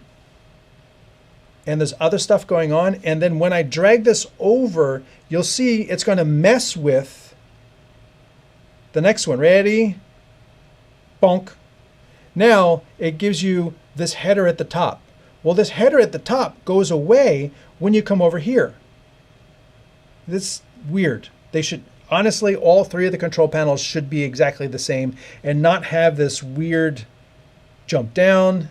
And then see how it's not going to the top and then jumps to the top. It's just weird going on. I actually like how the HDMI out actually is trying to be live. As I move it, it's giving you a live output of what's going out HDMI 1. Kudos to them for actually making that work. But, you know, that's just a little wonky. And then you flip it out of the way. All right, how are we doing? Oh, I'm on the wrong screen. Let's go back over here to produce by dashboard. People were asking how you're going to switch. Here you go. You can see all my inputs down here. Now, again, this is another layout issue. I can't scroll the page. I can't scroll this page down. You've got all the web stuff at the top. I've got wasted space on the sides, but I've only got this tiny little window for my sources, and I can't make the source window bigger.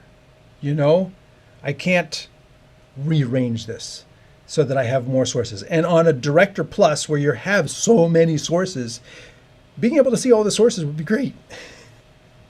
Can I break this out? Because I know some of them, like shortcuts, you can break out. Can I break? Oh, scene. Maybe I can break that out. There we go. I'm already logged in. What?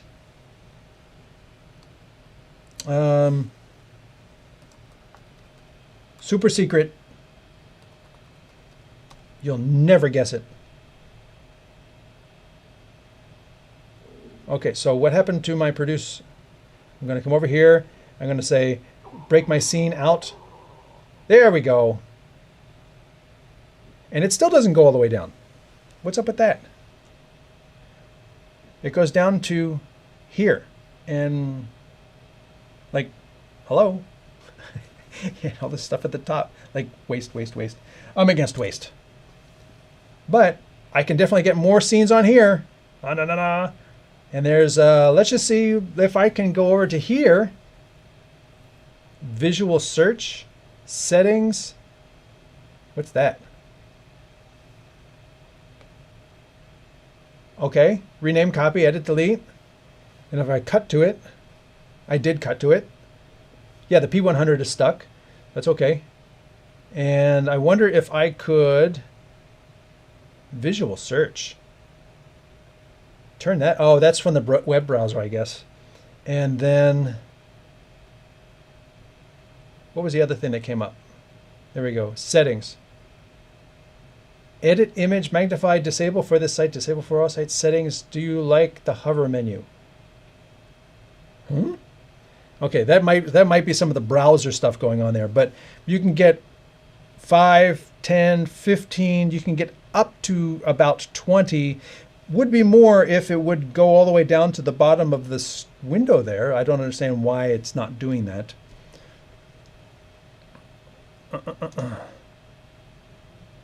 You still need to do a live stream and ISO. Well, hopefully most live streams and ISOs aren't dealing with 16 inputs and things like that, but I am doing 4 encodes. So I think 4 encodes is good enough because you would literally, if you were streaming, you would be using one of those 4 encodes. So I think that counts. Because the live stream, when you go to do a live stream, let's come over here to look at the ATEM. When you come over here and you go to your settings, it does feel like it's getting a little sluggish, and I'm not logged in. I don't know where I could try this out. See where it's going to say encode 1. You're going to have to choose. You've got 4 encodes. You choose where they go. You don't get streaming and recording and then 4 ISOs. You get 4 encodes. How you divvy those up is how you divvy those up. And I have 4 encodes going. So whether I'm streaming using one of those encodes or whether I'm recording using one of those encodes and I'm using 4, I'm good. I'm using all of them. Digital media controller. Okay, like an assessment of the actual digital media chip. The Director Plus were very differently than YOLO. YOLO is all Android software, so is this.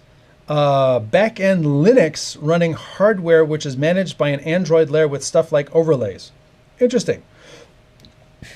Very, very interesting. That would be insight that I haven't heard anywhere else. So thank you for bringing that. Can it bring in 2 cameras for replays, 1 and 2, stream to a CDN, and send an NDI confidence stream at the same time? DM1, DM can't, as they say, encoder limit is reached. You got 4 encodes, and you just asked for 4 destinations. So I would say, yeah. Bring in 2 cameras for replays. So you're using 2 encodes for 2 replays, stream to a content delivery network, and send an NDI confidence monitor at the same time. That's 4 encodes. It's got 4 encodes. Now, the DM and DM1 say as they can, as the encoder limit is reached. Yes, because those only have 2 encodes, as far as I know. I think they were expanded to 3, but they started with 2. And this one has 4. Maybe if they optimize the software, we might see something change in the future, but we shall see. But I think once we get off of that screen and come back over to my multi-view screen, and push this baby to the limit. And one thing you can't see, I can. Okay, while the director is doing all that it's doing, and it's still doing it like this, it's doing all the previews on the bottom of the screen, it's doing the live video, now you can see the tree moving over there. It's doing all of this 4 live sources, all of the overlays, all of the previews on the bottom of the screen here. it's also sending all of those previews to, to the web, page, to everyone else who is looking. Now, what are they? Yeah, it's 1 frame per second on each of those inputs. But hey, man, it's doing all of that too. What is that looking at? D plus camera 2. Oh.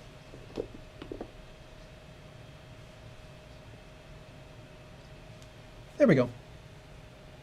So I would definitely say this is, I mean, you're looking at me 1, 2, 3, 4, 5, 6, 7, 8, 9, 10, 11, 12 times. I'm on the screen 12 times there.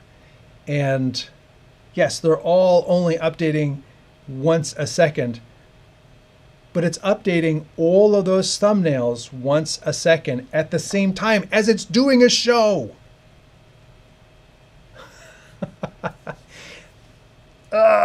So I am suitably impressed as I was when when the Director Mini came out. And they could have just called this the Director. They didn't have to call it Plus. They could have just called it the Director. And then you had the Director 1 and the Director Mini. And this is just the Director. This is the 4K Director. And it's doing it. It is doing it. Look at this. Look at this. This is insane. The fact that, I'm doing this with 4 4K inputs, 4 records, 4 live video sources on the screen at the same time, all the overlays going on at the same time. So I tap this and, you can see like all the overlays. I got 3 different overlays, and that blue one over there is actually animated, and the red one is probably still counting down. And all of these things are all going on at the same time. Yes, it's giving me a warning. Yes, it's giving me a warning. And we shall come over here and go back to the dashboard. And it is definitely giving me a warning because I'm at 94% on the CPU, 45% on the DMC, and 88% on the memory. Yeah, I'm pushing it hard. I'm trying to break it. I'm trying to make it crash, honestly. That was my goal. And it is just sitting here giving me the red alert, the Star Trek shields up red alert going on the whole time, which is annoying. But I guess that's what you want it to be if you're pushing the device too hard. At the same time, those video sources on the screen, they're not dropping frames. They're not just, wow, that is just amazing. And kudos to Magewell. 2 shows. This is part 2. This was the stress test show. And I think we have shown that I can't break it. I tried. I really tried. Some things are still not working. Some things are wonky. A couple things are wonky. The hotspot I couldn't get working. I didn't try the control. I didn't get through the control hub, but I've used up all of the IP sources. I have used up all of the physical inputs. I have added videos. I have graphics. I have, everything going. I have 4 records. I have all 4 encoders encoding. And it is still just, I wouldn't say it's having fun at 94%. I'd say it's working its butt off. But at the same time, bulletproof reliability is worth more than fancy features that get buggy. And I have to say, I am suitably impressed with this morass of content over here running. I'm just letting it run. It's been recording for 18 minutes now and has not hit a wall, has not crashed, has not started dropping frames in all those sources. And I'll be making this content into a video, and I will also be showing you The audio from that is probably horrible because I don't know how many microphones are open. I didn't even look at the audio mixer. But I'm going to be using the recording of this program in there to show you, like, is my hand motion still smooth across the two cameras that have my hand at the same time as the trees moving, at the same time as the water's moving, all of that. All of that. You will see that in the video that will be released when I edit both of these shows down. And forgot where I was going with that. Oh, audio mixer. Let's bring up the audio mixer. Did I crash it? Did I crash it? No, it just took a while. It had to take a minute because I've got program, monitor, mic 1, mic 2, which aren't connected to anything, USB audio, HDMI 1, HDMI 2, HDMI 3, HDMI 4, background music, the video clip sound, the director camera 1, director camera 2, director camera 3, director camera 4, NDI from the P100, NDI from the Samsung, NDI from the Omen, which is my laptop, NDI from the Tail Air, NDI from the P200, NDI from the Tail 2, the web page, I guess it would bring in audio from the web page, and audio from the Chromium app. That is a lot of audio to manage. Anybody trying to bring this audio mixer up is going to need, let's try this over here. Let's come over to produce, audio mixer. We're going to split that out into another screen. Unfortunately, it doesn't allow you to fill the screen. Like, it doesn't use the whole width of the display. And I was going to say, you're going to need one of those like super wide 21:9 displays in order to see all of the audio mixers. But if it's not even going to fill this window, I don't know if it's going to fill the other window. Let's go into windowed mode. Oh, that's full window. This is windowed mode. Can I grab the edge? It's not letting me grab the edge.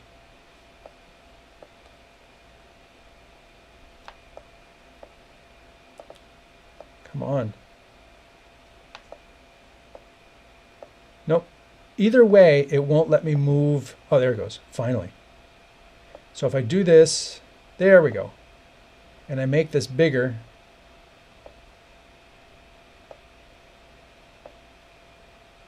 Nope. It literally won't let me make the window bigger. I was just thinking you have to stretch the window out to handle all of these inputs, or be logged in on two different monitors with two different, have one scrolled left and see it again scrolled right, so you can have them all up there at the same time. That would just be crazy in terms of all of the audio that I've got going on. Because remember, not only is it mixing all of this video, but it's mixing all of this audio. That's a lot. That is a lot of stuff going on. Pop it back in here. And I am suitably impressed. You can see the time left at the top there scrolling through. So that right there is a repeat of what I've got on the screen here. And the dashboard is showing me still 94%. Here's all my I/O, all the different sources. I'd have to scroll through that there.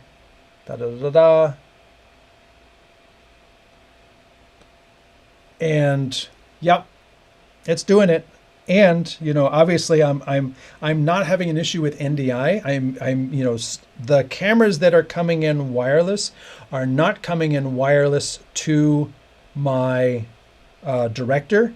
I tried to use the hotspot on the director they literally couldn't see it. I don't know why. So everything that is wireless and coming into the show, all these sources that are wireless are like this one. Oh no, that is the tail over there. That one's hardwired. That's 4K. All of these sources that are wireless in the show are coming in via the router, the wireless router that I have hooked up. And there are 1, 2, 3, 4, 5, 6, 7 devices coming in wireless. And then it is Ethernet to the director. So they're wireless to the router. I have other sources coming in wired to the router via NDI and IP. And the router's handling all of that traffic and sending it to the director. And the director is just, okay, just having fun with it. So that is how that's all going. Because if I come over here and I bring up, hey, there's the P200. There's the P200 back there. Hello. Okay, that's a little choppy. Oh, wait, that's the tail air. Okay, that's the wireless one. And there's the P200. P200, hello. And here's my Samsung. Also wireless, but a little bit behind. And this one is that camera over there, also wireless and getting a little pixelated. And then there's that one, which is wireless and not happy. I think maybe that camera is not happy because the other ones are doing fine. There's the Samsung without the key. That's what that Samsung actually sees. And then where's the other one? I got one more. Here it is. There's this one. This is a tablet. That's coming in wireless as well. And camera 4 is this one. Come on, I rotated. There we go. And there it is. So here's camera 4. Oh, wait, just bring it up. Boop, boop, boop. There it is. Camera 4. And there's the OBSBot Tail 2, which is coming in wired from that's filming across the street. So that is my look at the Director Plus. Let's get rid of some of these graphics.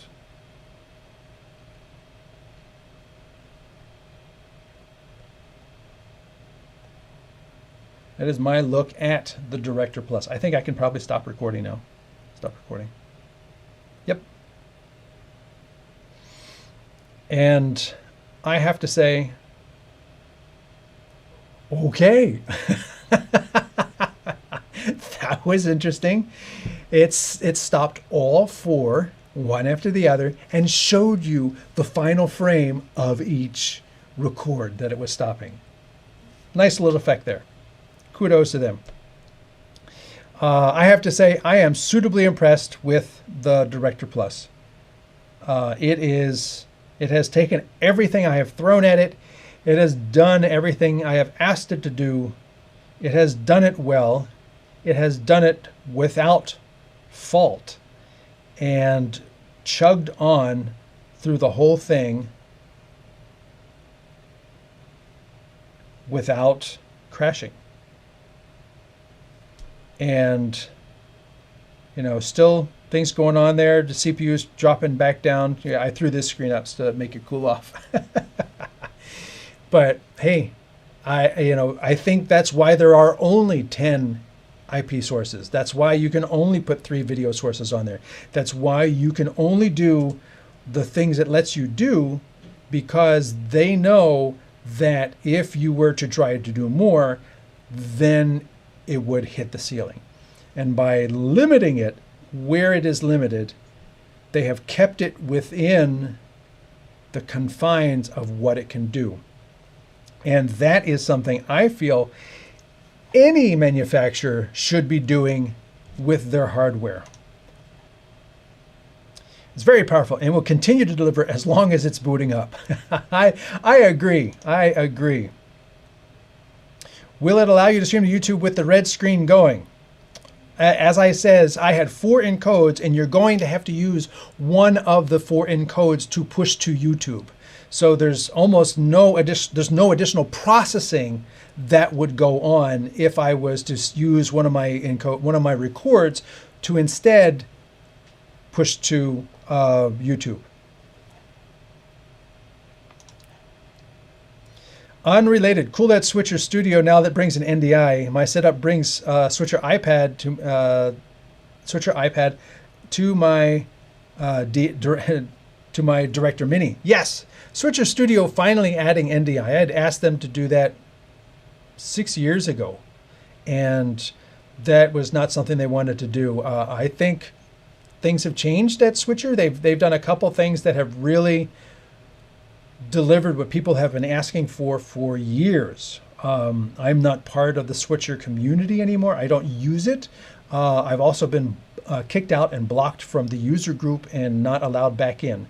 So if they don't want me, then I don't need to use it. This is the craziest live stream I've ever seen. Yeah, well, it's all because of you. You people keep asking me to try other stuff. Try the SD card in a reader. Try records. Okay, so I did it. Add some music. I don't think that would do very much. It has the same red color. The left and right sides commercial spaces. Maybe, I don't know why. The direct plus extreme test. Yes, it is. That's what it said. That's why I said 16 inputs. I think it's a lovely machine. Installed videography. Yes, I agree with you. I think it's not just well made. And aside from the SD card, is it getting hot? Actually, not really. Let me get rid of this screen. It's been at 62% for a little bit. I don't know why the red alert's still going. Oh, because the one feature is still there. Is it hot? Actually, no, it's not. Is it hot on the back? No, it's not. So the cooling is actually working quite well. And remember, this is designed so that I can put it down. When they redesigned it, let me get the other one. We covered this in the last show. You can actually put this down. The fan that was here in the Director Mini and would suffocate if you put it down flat on a table is not here. It actually pulls air in and blows it out. Or maybe the other way, I don't know. So you can lay this down flat on a table and it's got rubber feet on it and it will work just fine. And if you've got it sitting on batteries, this is what I said for the Director Mini, just put a couple batteries in it and that will give it height off the table and you could use it on the table that way too. But no, it is not hot. It's warm. Yes, it is warm. It is not hot. Do you have an app running in the background like Instagram? I do have an app running in the background. I do have, I have Chromium providing access to the BirdDog camera, PTZ, and exposure controls. So I'm using Chromium to have direct access to a web page, and that is the one app running in the background. I don't have two other apps also running in the background. I suppose if you had other apps running, like an actual app that's doing something, that would increase the CPU usage. And because the dashboard is showing you total CPU, it's showing you the CPU is at 89%. It's not showing you the app is at 89%. It is showing you the CPU is at 89%. Then using another app would be using the CPU, and thusly what's available to the director would go down. Can it receive the NDI sources directly instead of going through a router? It seems like the strength of the router makes a difference. It's not so much the strength of the router, it's the processing power of the router. And I've held this, Asus ROG gaming router up numerous times. It's a beast of a device. And I'm trying to find something that's easier to transport for when I do, have the GoStream set up. Can it receive NDI sources directly? Technically, yes. Technically, yes. And I tried this. Let's exit this. And I tried to go into my settings and the network, and then hotspot. I turned this on. I created the Director Plus thing. There's the hotspot password. I turned it on. There, it's on. Okay, and I come exit out of here. And then I used my phone. Let me exit out of the camera app and go into my settings, wherever my settings are. So now we're going to come over here to my phone. And so here's the list of all of my Wi-Fi. I'm going to try and make it refresh. And it does not show up. I don't know what the deal is. So I have the antennas on it. I have all of the antennas on here. 5G, I don't have a cellular connected, but the cellular antennas are on it. The Wi-Fi antennas are right here. I am inches away. It should be the loudest thing, and it's not showing up. One other thing I could possibly try is let me log into my other phone. And on Android, there is an app called Wi-Fi Analyzer. Which is a very cool app. And what this will do is this will actually scan, not that screen, not that screen, this screen. No, not that screen either. There it is. Actually, the list might work better. Frisco Studios, this one, hidden SSID. There's a bunch of hiddens. It's not there. It's literally not there. This is showing me every SSID except for the hidden SSIDs. So perhaps the problem is that I've changed the name to what I wanted, or maybe the plus. Maybe if I take the plus out. Let's go into settings, network, because it just seems very odd that that would not work. Turn this off, change the name, take the plus off. Maybe that's director.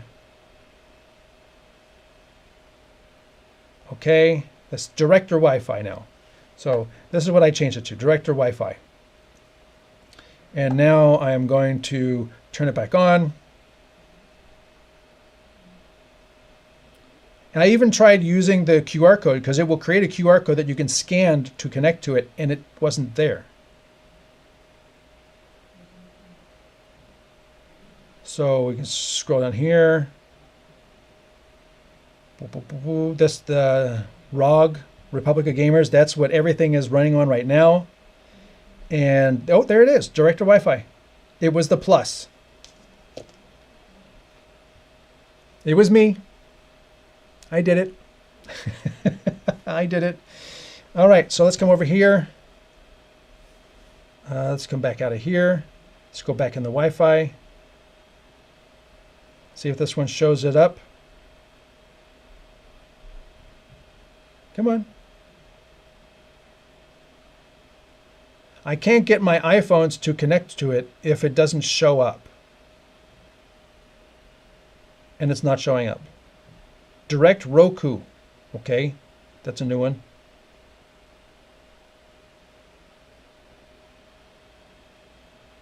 And it's still not showing up over here. But it did show up on this one. Director Wi-Fi. Enter password. So yeah, there's maybe something still a little wonky going on that the iPhone just won't find it. Let me try another iPhone. All right. Close. All right. Tools. Come in here. Wi-Fi.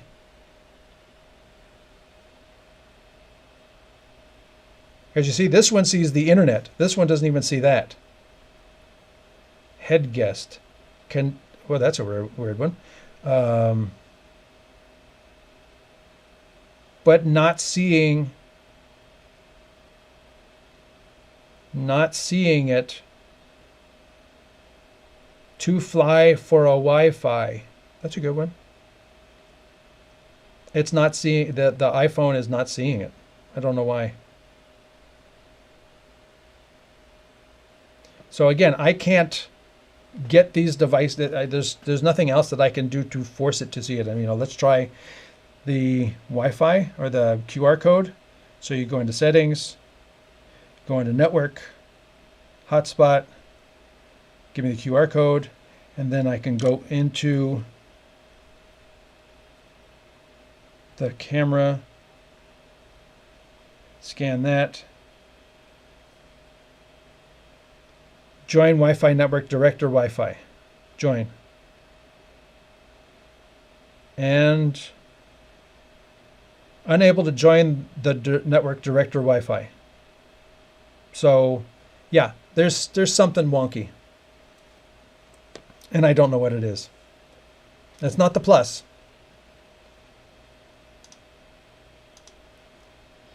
Am I coming back this week with Bird Dog? No, we don't have a show scheduled with Bird Dog, but thanks for the question. The Director Mini has advanced option if hotspot is broadcast on 2.4 gig or 5 gigahertz. I mean, even when trying to connect to it directly with the QR code, I mean, it should be there.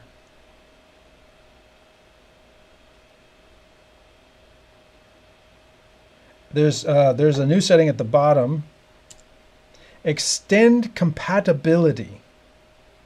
Reduces hotspot connection speed. So let's turn that on. Okay. Okay. So let's go back into my Wi-Fi settings.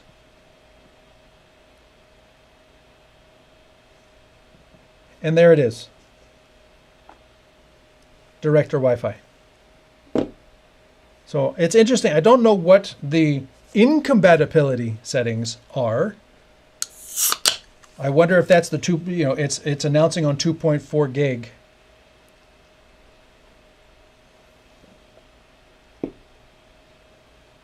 But director Wi-Fi.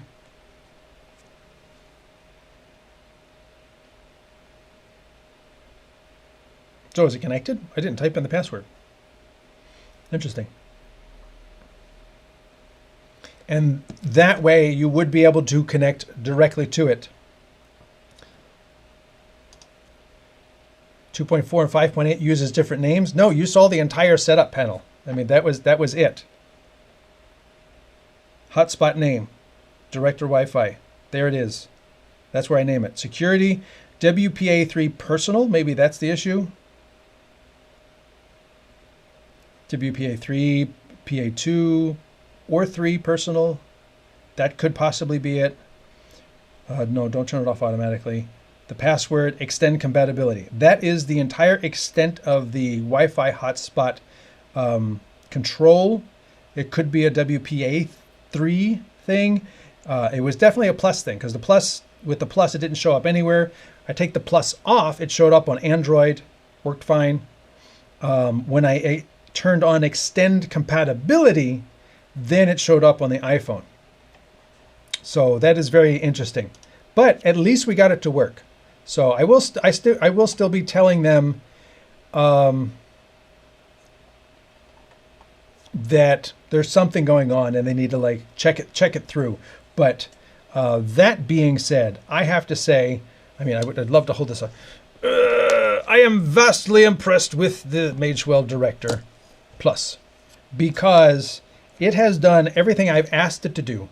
It has taken my USB inputs, my HDMI inputs, my external media card reader. It has taken, all my HDMI inputs, all my USB inputs, my 2 HDMI outputs, my USB-C hub, Wi-Fi capability, Ethernet, external power. I didn't provide any batteries for this show, but it could do that too. I've got my media card in here, yay. And as a test, yes, I can actually remove it with just my finger.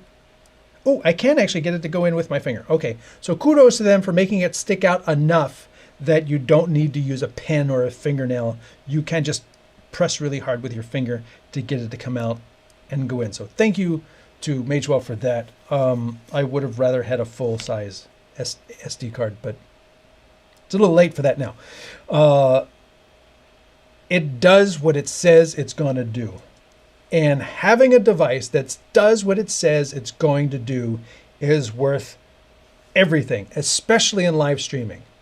Especially in live streaming. I'd rather have a device that does 5 things, but does 5 things well and doesn't fail, than a device that says it's going to do 10 things and kind of does 10 things, but you know, it drops some frames. Sometimes it gets a little herky-jerky, you know, work out the Wi-Fi thing so I could use this as a hotspot so it connect directly to it and I don't have to bring my router. That's a whole other show. I would love to bring in all my stuff wireless directly into the Director Mini and not have to bring a big high-end gaming router. I would love to do that.